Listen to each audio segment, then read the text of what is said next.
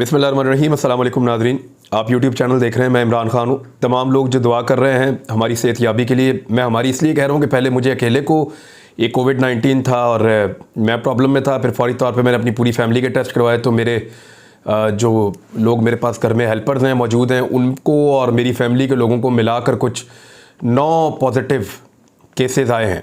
और ये बड़ी तेज़ी से ये कोविड फैलता है जो इस वक्त यहाँ पे वायरस मौजूद है। और हमने 2 हिस्सों में घर को डिवाइड कर लिया, कोशिश कर रहे हैं बाकी लोग जो हैं वो महफूज रहें। मेरी छोटी बेटी है उसको भी कोविड, मेरी वाइफ को भी और बाकी घर के लोगों को भी। बुज़ुर्ग अल्हम्दुलिल्लाह जो हैं वो महफूज हैं। और मेरे या मेरे भाई के अलावा बाकी लोगों के जो सिम्टम्स हैं वो इतने हौलनाक नहीं हैं, यानी बॉडी पेन, बुखार, ये चीज़ें सबको नहीं हो रही। तो मुझे शुरू में ज़्यादा प्रॉब्लम हुआ था, अब मैं बेहतर महसूस कर रहा हूँ। तमाम लोग जो दुआ कर रहे हैं, जिन्होंने पैगामात भिजवाए हैं, बेशुमार लोग टेलीफोन कर रहे हैं, मैं सबको रिसीव नहीं कर सकता, माजरत चाहता हूँ। इसमें नींद भी बहुत आती है और एक बॉडी पेन भी रहती है। तो आप सबका बहुत शुक्रिया, जज़ाकल्लाह। अल्लाह ताला आप लोगों की जो नेक तमन्नाएँ और दुआएँ मेरे लिए हैं उनको कबूल फरमाए। अब आ जाए पैगामात मुझे जो मौसूल हुए हैं सदारती निज़ाम के हवाले से। मैंने वादा किया था कि मैं आपके साथ शेयर करूँगा। मैंने आज तक 1.5 साल में, बल्कि 1.5 नहीं 2.25 साल हो गए हैं, मैंने आपके साथ बहुत सारे वीलॉग्स शेयर किए। लगभग 1,500 के करीब स्टोरीज़ हैं जो मैंने आपके साथ शेयर की हैं। इनमें आज तक कभी किसी भी जगह पे मुझे इतना ज़बरदस्त रिस्पॉन्स पब्लिक का नहीं आया जितना ज़बरदस्त इस सदारती निज़ाम वाली वीडियो के ऊपर आया है। अब तक ये जो कुल 2 वीलॉग्स थे और इनके ऊपर जो लोगों ने राय दी है वो लगभग 38,000 से तजावज़ कर गई है, यानी 38,000 से ज़ायद लोग पैगामात भिजवा चुके हैं। मैंने जब इन पैगामात को पढ़ा तो मुझे लगता है कि 1% से भी कम, यानी कोई 200-250 पैगामात के बाद कोई एक आधा पैगाम ऐसा आता है जो नेगेटिव होता है। मैं तमाम पैगामात नहीं पढ़ पाया, लेकिन मैंने अपनी टीम से कहा था, कुछ मैंने कोशिश की, कोई हज़ारों पैगामात हमने पढ़े हैं। लोग मस्बत हैं और वो ये चाहते हैं कि सदारती निज़ाम पाकिस्तान में राइज हो जाए। उनको ये समझ आ रही है कि पार्लिमानी निज़ाम जो है उसके अंदर हुक्मरानों के हाथ बंधे हुए होते हैं और वहाँ MPAs और MNAs वजारतों के लिए, ट्रांसफ़र पोस्टिंग के लिए, अपने छोटे बड़े फ़ायदों के लिए ब्लैकमेल करते हैं निज़ाम को, वज़ीर आला को या वज़ीर आज़म को, ताकि उनसे अपने काम निकलवाए जा सके। उन्हें कहा जाए कि आपकी हुकूमत गिरा देंगे, हम आपको छोड़कर चले जाएंगे, हम फॉरवर्ड ब्लॉक बना लेंगे, हम ये कर लेंगे, वो कर लेंगे। तो ऐसी चीज़ें जब होती हैं तो फिर मुश्किलात पैदा हो जाती हैं लोगों के काम करने में। तो लोग इस बात को समझें। अब ये बात सही है या गलत है इसका अंदाज़ा तो लोग ही करेंगे ना, फैसला तो लोग करेंगे। और अंदाज़ा करने का तरीका भी यही है कि लोगों से पूछा जाए। तो मैंने लोगों से पूछा, मुझे ऐसा लगता है कि 99% से ज़्यादा लोगों ने, जिन लोगों ने मुझे मैसेजेस भिजवाए हैं, अगर कोई लोग इसके खिलाफ बात करना चाहते हैं तो ज़रूर करें। मैं इसका ट्विटर के ऊपर भी एक आज डालूंगा सर्वे और वहाँ देखेंगे कितने लोग वोट करते हैं और हक में करते हैं या खिलाफ वोट करते हैं, फिर पता चलेगा। 38,000 से ज़ायद पैगामात जो मौसूल हुए उनमें ज़्यादा लोगों ने यह कहा कि सदारती निज़ाम राइज किया जाए। लेकिन अब मज़े की बात देखें कि पाकिस्तान तहरीक इंसाफ हो, पाकिस्तान पीपल्स पार्टी हो, PMLN हो, ये बड़ी जमातें हैं, इन्हीं में से आएगा जो भी आएगा सदारती निज़ाम के अंदर। लेकिन इनकी लीडरशिप ये नहीं मान रही कि सदारती निज़ाम आना चाहिए। क्यों? देखिए, कोई भी वज़ीर क्यों चाहेगा कि सदारती निज़ाम आए? हर वो आदमी जिसको निज़ाम में जिसकी लॉटरी लगी हुई है, पार्लिमानी निज़ाम में जिसकी लॉटरी लगी हुई है, वो कभी भी सदारती निज़ाम के हक में बात नहीं करेगा, ना करने देगा किसी को। जिसको मालूम है कि वो मेरिट के ऊपर वज़ीर नहीं लगा, उसको ये पता है कि वो सिर्फ वज़ीर इसलिए बन गया है कि उसकी MNA को एक सीट उसको मिल गई है और वो ब्लैकमेल करने की पोजीशन में है, या उसके साथ एक जत्था है MNAs या MPAs का, तो उसे उस काम के लिए उसके मुल्क में उससे बेहतर लोग मौजूद हैं। जब उसको ये पता है कि जो काम वो कर रहा है उस काम के लिए उसके मुल्क में उससे बेहतर लोग मौजूद हैं जो आके वो काम उससे बेहतर कर सकते हैं, वो आदमी मुखालफत करेगा हमेशा इस निज़ाम की, सदारती निज़ाम की मुखालफत करेगा। उसको पता है कि मुझे नहीं रखेंगे फिर कोई बेहतर आदमी आ जाएगा। अब बेहतर आदमी, हर बेहतर आदमी MNA या MPA का इलेक्शन नहीं लड़ सकता। बड़ी इंटरेस्टिंग बात है। कौन से प्रोफेसर हैं जो आपके MNAs और MPAs हैं? कोई भी नहीं। कौन से ऐसे बड़े बड़े जीनियस डॉक्टर्स हैं जो आपके MNAs या MPAs हैं? कोई भी नहीं। हाँ, वो एक रवायती खानदानी पॉलिटिकल लोग हैं जो आपके एमएनए और एमपीएस बनते हैं। अब उनकी एक्सपर्टीज होती नहीं चीज़ों में और वो आकर वजारतों के ऊपर बैठ जाते हैं, फिर वो ब्यूरोक्रेसी को भी तंग करते हैं और एक अजीबोगरीब ब्लैकमेलिंग का सिस्टम चलता है। बहरहाल यहाँ पे एक मजे की बात यह है कि पॉलिटिकल एलीट पूरी की पूरी कुछ और सोच रही है और पब्लिक पूरी की पूरी कुछ और सोच रही है। यानी यहाँ पे लोगों की और सियासी एलीट की राय का फर्क आपके सामने है सदारती निज़ाम के हवाले से। आ जाए एक और खबर की तरफ। आसिफ अली जरदारी साहब से मुलाकात की है अयाज सादिक साहब ने। अयाज सादिक साहब साबिक स्पीकर कौमी असम्बली हैं, नवाज शरीफ साहब से भी कुछ अर्सा पहले मिलकर आए हैं, अब वो आसिफ अली जरदारी साहब से मिले हैं। लाजमन आसिफ अली जरदारी साहब ने उनसे कुछ एस्टीमेट लिए होंगे, लेकिन उन्होंने कुछ बातें की हैं, वो बातें बहुत बड़ी खबर दे रही हैं। जरदारी साहब ने क्या कहा वो सुनिए। आसिफ अली जरदारी साहब के बारे में क्लेम किया अयाज सादिक साहब ने कि जरदारी साहब भी चाहते हैं कि मुल्क में नए इंतखाबात हों, लेकिन जरदारी साहब ने कुछ बातें की हैं। उन्होंने कहा कि कोई एक सियासी जमात इस वक्त मुल्क को नहीं संभाल सकती और मसाइल को हल नहीं कर सकती, मिलकर काम करना पड़ेगा। और इसके अलावा उन्होंने कहा नून लीग एमक्यूएम से भी और जीडीए से भी और बलूचिस्तान अवामी पार्टी से भी सबसे राब्तों में। ये तो बात होगी क्लियर।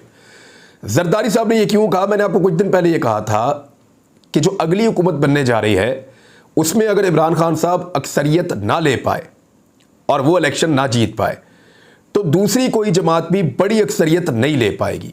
ये बहुत मुश्किल है कि कोई एक जमात सादा अक्सरियत ले जाए और हुकूमत बना ले, मुश्किल है। तो ऐसी सूरत हाल में लगता यूँ है कि 2-3 जमातें 4 जमातें मिलकर हुकूमत बनाएगी और पाकिस्तान तहरीक इंसाफ जाकर अपोजिशन में बैठ जाएगी। आसिफ अली जरदारी साहब के दिमाग में भी यही फार्मूला चल रहा है और यही बात उन्होंने अयाज सादिक साहब से की है और यही बात अक्सर जगहों के ऊपर डिस्कस हो रही है कि एक कोलिशन गवर्नमेंट बना लेते हैं, क्योंकि इमरान खान के खिलाफ इलेक्शन लड़ना अब आसान नहीं होगा। ये जब इलेक्शन आएंगे तब आपको पता चलेगा। अभी आपको मेरी बात शायद हवा में उड़ती हुई महसूस हो रही है, अभी आपको शायद मेरी बात पे वो भरोसा नहीं आ रहा, लेकिन जब इलेक्शन आएंगे तब आपको पता चलेगा कि इमरान खान इतना तर्न वाला नहीं होंगे जितना उनको समझा जा रहा है। और ये बात आसिफ अली जरदारी साहब जैसा एक ज़ीरक सियासतदान जानता है। उनको इस बात का आइडिया है कि सिंध से पीपल्स पार्टी सीटें ले लेगी और खैबर पख्तूनख्वा और जनूबी पंजाब से भी कुछ ना कुछ हिस्सा अपना निकाल लेगी, बलूचिस्तान में भी कुछ ना कुछ जुगाड़ कर लेंगे, जबकि पीएमएलएन पंजाब से सीटें ले लेगी और खैबर पख्तूनख्वा से भी कुछ एरिया लेगी। फजलुर रहमान साहब खैबर पख्तूनख्वा से लेंगे, कराची में कुछ हद तक एमक्यूएम का रिवाइवल होगा, लेकिन कोई भी जमात सादा अक्सरियत नहीं ले पाएगी और एक कोलिशन गवर्नमेंट बनेगी जो पाकिस्तान तहरीक इंसाफ अपोजिशन में जाएगी और बाकी सारे मिलकर हुकूमत बना लेंगे। जरदारी साहब के दिमाग में ये फार्मूला है, लेकिन पीएमएलएन के दिमाग में एक और चीज़ भी चल रही है और वो राणा सनाउल्लाह साहब ने बताई है। राणा सनाउल्लाह साहब क्या कह रहे हैं कि नवाज शरीफ साहब की नाअहली 30 दिन में ख़त्म हो जाएगी। पिछली मरतबा जब वो 2008 में वापस आए थे तो उनकी नाअहली 60 दिन में ख़त्म हो गई थी, इस मरतबा 30 दिन में ख़त्म हो जाएगी। पिछली मरतबा जब उनकी नाअहली ख़त्म हुई थी तो उस वक्त परवेज़ मुशर्रफ साहब के साथ एक डील हुई थी पीपल्स पार्टी की और पीएमएलएन की, जिसके तहत ये पाकिस्तान वापस आए थे और वो डील जो है उसके बारे में बाकायदा बाद में अमरीकी वज़ीर ख़ारजा थी कोंडालीज़ा राइस, उन्होंने इसके बारे में लिखा भी था और वो इसका हिस्सा थी। उस डील के नतीजे में वापस आए थे ये लोग पाकिस्तान। तो अब उस वक्त तो ये होना था और डील के अंदर शामिल था, लेकिन अब कैसे कह सकते हैं कि 30 दिन के अंदर नाअहली ख़त्म हो जाएगी? देखिए, पीएमएलएन के अक्सर लोग ये कहते हैं और ये पीएमएलएन के लोग कहते हैं, ऑफ द रिकॉर्ड मीटिंग्स के अंदर वो ये कहते हैं, वो ये क्लेम करते हैं कि अदलिया के अंदर जनाब जस्टिस कादी फ़ायद ईसा साहब जब बनेंगे चीफ जस्टिस ऑफ पाकिस्तान तो उनका ये कहना है कि उनको रिलीफ मिलेगा और मियाँ नवाज शरीफ साहब के साथ जो ज़्यादतियाँ हुई हैं उनका अजाला हो जाएगा और मियाँ साहब वापस पाकिस्तान के वज़ीर आज़म बन जाएंगे और बहुत जल्दी उनके सारे केसेस ख़त्म हो जाएंगे। ये पीएमएलएन को उम्मीद है जस्टिस कादी फ़ायद ईसा साहब से। दूसरा, उनके दिमाग में चल रहा है कोई एनआरओ उनको दोबारा मिले, कोई डील उनको ऐसी मिल जाए जिसके तहत उनके केसेस भी ख़त्म हो जाए और उनकी नाअहली भी ख़त्म हो जाए और पीएमएलएन एक अक्सरियत ले जाए। पीएमएलएन जो है ना विकेट के दोनों तरफ खेलती है, वो कर क्या रहे हैं? अगर तो डील मिल जाती है, नाअहली ख़त्म हो जाती है और पीएमएलएन अक्सरियत ले लेती है तो फिर वो अकेले हुकूमत बना लेंगे और पीपल्स पार्टी को फारिग करवा देंगे। वो कभी भी किसी के साथ हुकूमत मिलकर करना नहीं चाहते। लेकिन अगर किसी भी सूरत में पीएमएलएन ये नहीं कर पाती, उनकी डील नहीं होती या उनको रिलीफ नहीं मिलता तो ऐसी सूरत में वो एक कोलिशन गवर्नमेंट में चले जाएंगे और हर हाल में ये कोशिश करेंगे कि इमरान खान की पाकिस्तान में हुकूमत ना बने, क्योंकि जो कोलिशन गवर्नमेंट बनेगी उसके ज़रिए से वो इन्फ्लुएंस करके बाद में अपने केसेस, अपने मामलात, अपनी नाअहलियाँ, ये सारा कुछ ख़त्म करवा लेंगे, जैसा कि पहले भी हुआ था। यानी पीपल्स पार्टी की हुकूमत आई और उसमें 18वीं तरमीम के ज़रिए से मियाँ नवाज शरीफ साहब ने अपनी वजारत उज़्मा के रस्ते में हायल तमाम रुकावटें दूर कर दी थी। अब एक और ख़बर है, और ये वज़ीर दाखिला ने दी है, ये इंपॉर्टेंट है। उन्होंने कहा जी कि ये जो दहशतगर्दी का वाक़या हुआ है, हम बहुत करीब पहुंच गए हैं और जो दुश्मन है उसकी कदमों की चाप के पीछे जा रहे हैं। मैं खुल के बात नहीं बताऊंगा। और वो इंडिया की तरफ बेसिकली इशारा कर रहे थे, उन्होंने खुद अपने मुंह से कहा वज़ीर दाखिला ने। लेकिन क्योंकि उन्होंने अभी हमें कोई खबर नहीं दी और उन्होंने अभी खुलकर नहीं बताया, तो हमारी रिस्पॉन्सिबिलिटी है कि हम उसके ऊपर अभी थोड़ी देर मुंह बंद रखें जब तक कि इसके ऊपर मुकम्मल तौर पर तफसीलात सामने नहीं आ जाती। लेकिन एक वार्निंग जारी की गई है वज़ारत दाखिला की जानिब से कि ख़तरात मौजूद हैं और मुख्तलिफ़ सूबों में दहशतगर्दी के बड़े ख़तरात मौजूद हैं। और उसका उन्होंने कहा कि अफ़गानिस्तान के अंदर कुछ ताकतों को जो शिकस्त हुई है, उस शिकस्त का बदला वो पाकिस्तान में लेने की कोशिश करेंगे और यहाँ पे कुछ ऐसी एक्टिविटीज़ हो सकती हैं जिनके बारे में एजेंसीज़ के पास रिपोर्ट्स हैं। तो वज़ारत दाखिला ने वहाँ पे अलर्ट जारी कर दिया है। अब एक आखिरी जो मैंने बात करनी है आज के वीलॉग में, और ये बहुत इंपॉर्टेंट थी, गवर्नर सरवर साहब के हवाले से खबर चल रही है। खबर पहले मैं आपको पढ़ के सुनाता हूँ, फिर आपको बताता हूँ गवर्नर साहब के साथ हुआ क्या है। और गवर्नर साहब भी याद ही रखेंगे कि वो अब बरतानिया में नहीं है, वो पाकिस्तान में है। Then welcome to Pakistan governor Chaudhry Sarwar sahab, Punjab के गवर्नर हैं। तो मैं बताता हूँ हुआ क्या है। गवर्नर चौधरी सरवर साहब ने किया ये कि गवर्नर हाउस के अंदर एक लंच रखा सहाफ़ियों के एजाज़ में। अव्वल तो मेरी राय में गवर्नर हाउस में गवर्नर होने ही नहीं चाहिए, यानी गवर्नर हाउस इतने बड़े बड़े, इतने शानदार हैं, इनको तो बंद करना चाहिए।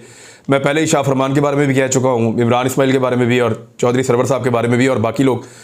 यानी अगर पाकिस्तान तहरीक इंसाफ के दौर में भी ये गवर्नर हाउसेज रहने हैं ना इतने बड़े बड़े, तो फिर ये कभी भी ख़त्म नहीं हो सकते और ये एक कॉलोनियल सोच जो है वो कभी भी ख़त्म नहीं होगी।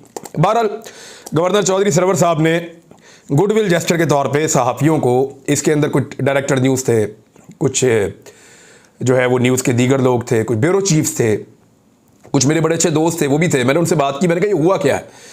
इन्होंने बुलाया सहाफ़ियों को और बुला के उनको खिलाया खाना, और खाना खाते हुए उनके साथ बातचीत की। अब जो खबर छपी है पहले वो सुन लें आप। खबर ये है कि गवर्नर पंजाब के बारे में, ये मैं दुनिया की वेबसाइट से आपको पढ़ के सुना रहा हूँ कि बेनज़ीर को, नवाज शरीफ को और इमरान खान को वज़ीर आज़म मैंने बनवाया, गवर्नर पंजाब। ये तो ऐसा लगता है सदर अमेरिका है, अमरीकी सदर है, वो भी ऐसा क्लेम नहीं कर सकता इन तीनों को वज़ीर आज़म मैंने बनाया, जो गवर्नर साहब से करवा दिया उन्होंने कहा जी 3 वज़ीर आज़म मैंने बनाए और पाकिस्तान में निज़ाम नाकाम नहीं हुआ, लोग नाकाम हुए हैं। और GSP प्लस की बातें की, बाकी बातें की, बहुत सारी लंबी चौड़ी, और फिर आर्मी चीफ की एक्सटेंशन के बारे में भी सवाल पूछा गया और फिर का मेरे से राय पूछी गई तो मैं जवाब दूंगा, तो ये वो सारा कुछ करके ये हो गया। अच्छा, ये खबर गवर्नर साहब के खिलाफ जा रही है, यानी वो ये कह रहे हैं कि मैं वज़ीर आज़म बनाता हूँ पाकिस्तान के अंदर, और इस किस्म का जो क्लेम है वो पार्टी के अंदर उसको पसंदीदगी की नज़र से नहीं देखा जाता। ये बात सच्ची है। अब हुआ ये है कि गवर्नर साहब, मेरी चौधरी सरवर साहब से भी बात हुई और बाकी कुछ सहाफ़ियों से भी बात हुई, वो ये कहते हैं जी कि हमें उन्होंने ये कहा था कि ये ऑफ द रिकॉर्ड है। यानी 1-2 लोगों ने मुझे कहा कि गवर्नर साहब ने कहा कि यार तुम मेरे को खबर निकलवाना चाहते हो, और गवर्नर साहब ने उनको ये बताया था सहाफ़ियों को कि ये हमारा सेशन जो है ये ऑफ द रिकॉर्ड सेशन है, इसके अंदर कुछ छापने के लिए बातें नहीं है, ये हम आपस में गैर रस्मी बातचीत कर रहे हैं। अब मज़े की बात देखें कि यहाँ पे खबर के अंदर लिखा हुआ है कि गैर रस्मी गुफ्तगू करते हुए, दुनिया में कहीं ऐसे नहीं होता। तो गवर्नर चौधरी सरवर को यह लगता है कि वो अभी भी बरतानिया में रहते हैं जहां पे सहाफ़ती उसूल राइज हैं। हमें जमहूरियत चाहिए बरतानिया वाली, सियासत चाहिए बरतानिया वाली, उसूल चाहिए बरतानिया वाले, तमाम चीज़ें बरतानिया वाली चाहिए, लेकिन सहाफ़त हमने करनी है कौन सी वाली? ये वाली। यानी एक आदमी कह रहा है कि ये ऑफ द रिकॉर्ड है, और उसको ले जाके हुआ क्या, सबसे पहले वहां बैठे हुए एक सहाफ़ी ने लिख के तो ऐसे टिकर भेजना शुरू कर दिया अपने टीवी को, बाकियों को मैसेज देना शुरू हो गए, जनाब वो फलां टीवी के ऊपर चल रहा है आप क्यों नहीं दे रहे, फलां टीवी पे चल रहा है आप क्यों नहीं दे रहे, और बाकी भी सारे शुरू हो गए। भाई ऑफ द रिकॉर्ड सेशन का मतलब है ऑफ द रिकॉर्ड। मैं बतौर सहाफ़ी आपको ये बता देता हूं कि मेरे पास ऑफ द रिकॉर्ड ऐसी ऐसी खबरें हैं, ऐसी ऐसी खबरें हैं कि अगर मैं उनको ऑन रिकॉर्ड लेके आऊं ना तो लड़ाई हो जाए पाकिस्तान में कई लोगों के बीच में। लोग पता नहीं क्या कुछ बताते हैं, कौन कौन से लोग क्या कुछ कहते हैं, किस किस के बारे में क्या कुछ इंफॉर्मेशन है, लेकिन जो ऑफ द रिकॉर्ड है वो तो ऑफ द रिकॉर्ड है। इवन पीएमएलएन के दौरे हुकूमत में मैं रिपोर्टिंग करता था पीएमएलएन के लिए, और यानी मैं इनकी बीट मेरे पास थी पीएमएलएन की, और गवर्नमेंट ऑफ पंजाब की भी मैं यहाँ पे कवरेज करता था लाहौर में। तो मुझे बहुत सारी चीज़ें ऑफ द रिकॉर्ड इन्होंने बताई थी, वो आज भी ऑफ द रिकॉर्ड है। हालांकि जितना मर्जी कोई ज्यादती करे कुछ भी हो, लेकिन जो ऑफ द रिकॉर्ड है वो ऑफ द रिकॉर्ड है। अब यहाँ हमारे यहाँ पे सहाफत के अंदर ये चीज़ें खत्म हो गई हैं।